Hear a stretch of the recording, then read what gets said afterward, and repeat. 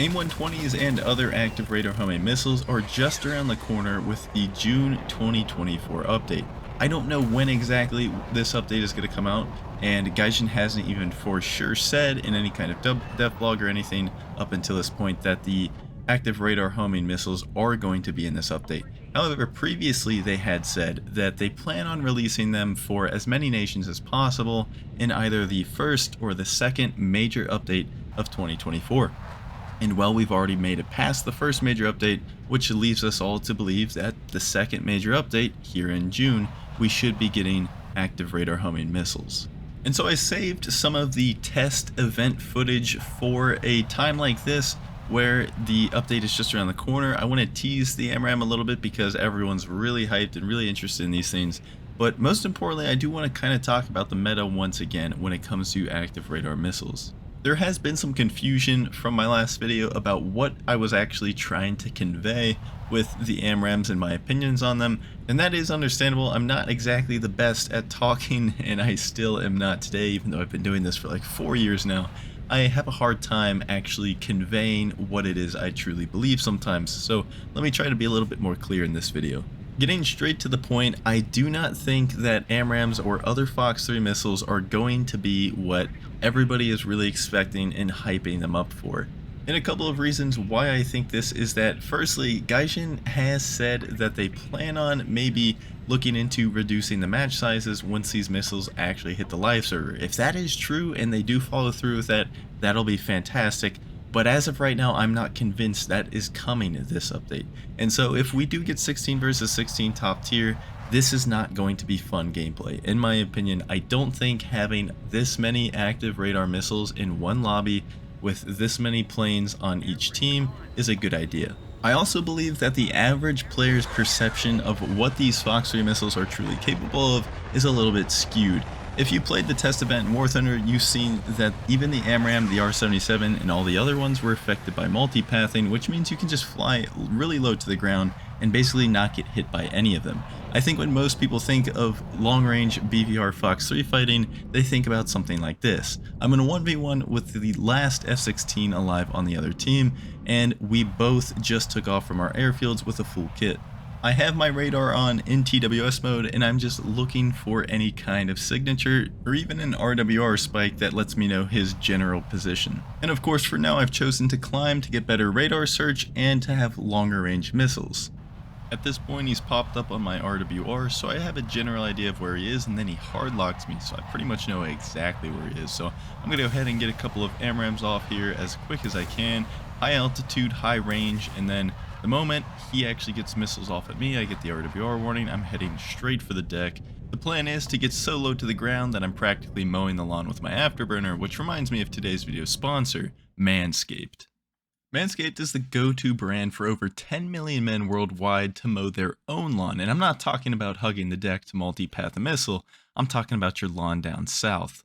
Manscaped has everything for your manly grooming needs in the Performance Package 5.0 Ultra, which features the Lawnmower 5.0 Ultra electric trimmer. This trimmer features next-generation grooming technology with its dual skin-safe blade heads and trimmer blade that is interchangeable with a foil blade that essentially gives you two trimmers in one. This is actually a true story since I've used Manscaped before. One of my friends liked this trimmer so much that he tried to steal it while on vacation. That's right, Chris, I still haven't forgotten. If you're like me and looking to upgrade from your old trimmer, the Lawnmower 5.0 has wider teeth that are tough on hair yet gentle on skin. The trimmer also has a built-in LED light for going dark operations that help you navigate the unknown. It is also rechargeable and fully waterproof, but that's not all you're getting in the Performance Package 5.0. You will also get the Weed Whacker 2.0, Manscaped's latest ear/nose trimmer, and this is also waterproof, rechargeable, and cordless. With the Performance Package 5.0, you will also receive boxers, which I find exceptionally comfortable, especially for your boys up front, Crop Soother Aftershave, and Crop Preserver. And to top it all off, it comes with a nice little bag, the Shed 2.0, which keeps all of your tools together and organized. So what are you waiting for? Head on over to manscaped.com and use my promo code on screen to get 20% off, free international shipping, and 2 free gifts. Your balls will thank you. Now back to the AMRAAM, but real quick, you are going to hear some music in the background because I had somebody talking in Discord, so I had to cut that part of the audio out, obviously, so the music makes it a little bit less noticeable when the game volume just goes silent. So as you have seen so far, the typical high altitude, long range BVR Fox 3 style fight that most of you probably think of when you think of AMRAAM has not worked so far. Both me and this other F-16 started at altitude, started with long range, shot a lot of missiles at each other, and we didn't die, neither of us. So here we are now, back down on the deck. We are shooting missiles at each other, and I'm just going to simply multipath his. I'm going to fly right above the ground, and I'm immune to his missiles, and he uses a bit of terrain to avoid mine, which is also a good tactic. However, at this point, he has lost complete situational awareness of where I am and where I could be going, whereas I know exactly where he is going. He has to go around this mountain, and if he doesn't, I will end up right face to face with him, which I'm perfectly okay with. Unfortunately for him, he did not predict my move as well, and now I'm right behind him, and I also find out that this is an F-16D Barak, which I just completely outclass in every metric in a dogfight as an F-16C. And so how does the fight end in a 1v1 where you start at BVR with Fox 3 with two competent pilots that aren't going to just simply roll over and die to each other's missiles?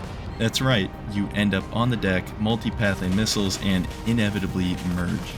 Obviously, I know that a typical ARB game is not a 1v1. This is not what ARB matches are going to look like for two major reasons here. As I said, this is with two competent pilots, and you're not going to be getting that in a normal ARB game.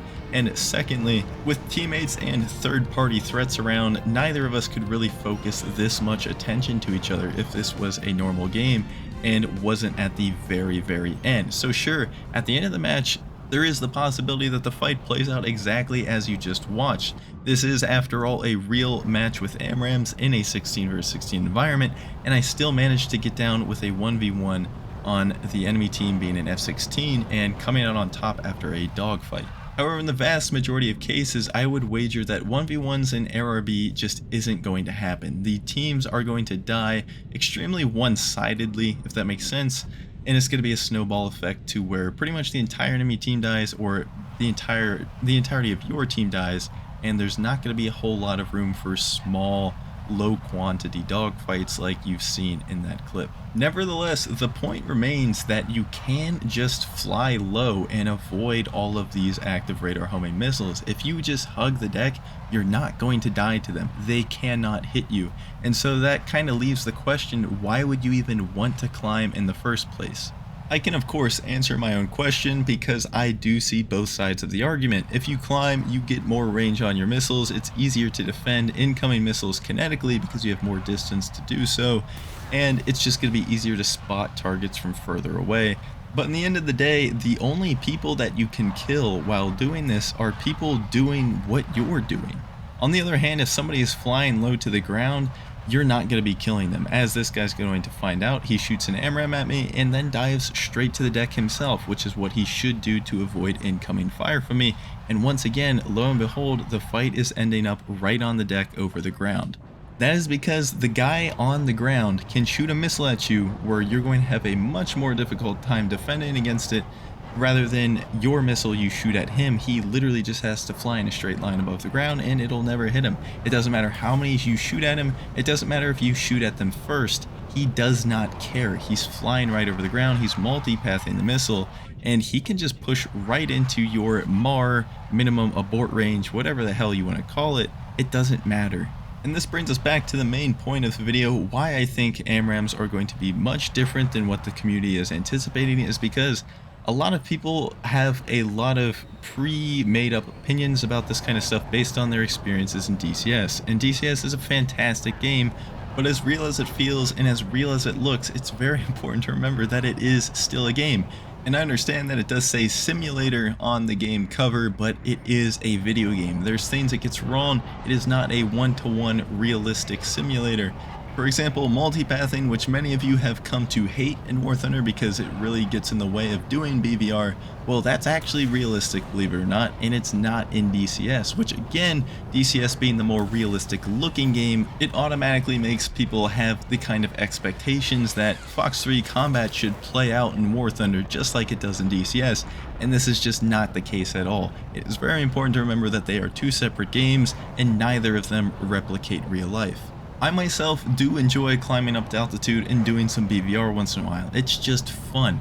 But in my opinion, that is not the most competitive way to play top tier jets when it comes to radar homing missiles. Is it doable? Absolutely. Can you get kills doing it? Absolutely. But again, if I was in some kind of competitive setting where I know the enemies I'm playing against are extremely competent, they know what they're doing, they know how the mechanics of the game work, I'm going to be hugging the deck, and I highly recommend that if you guys are in some kind of competitive mood, you want to try to get the best result out of your plane in the most consistent way, once these things drop, you probably are going to want to hug the deck just like we do with SAR missiles. And as I'm recording this video, the dev blog for Fox 3 missiles just dropped. Really exciting looking. I'm going to be making a video on that next, right after I finish recording this, so gonna make some edits real quick, gonna get this video up, and I'll be right back with you guys going over this dev blog. Hope you enjoyed, and I'll see you soon.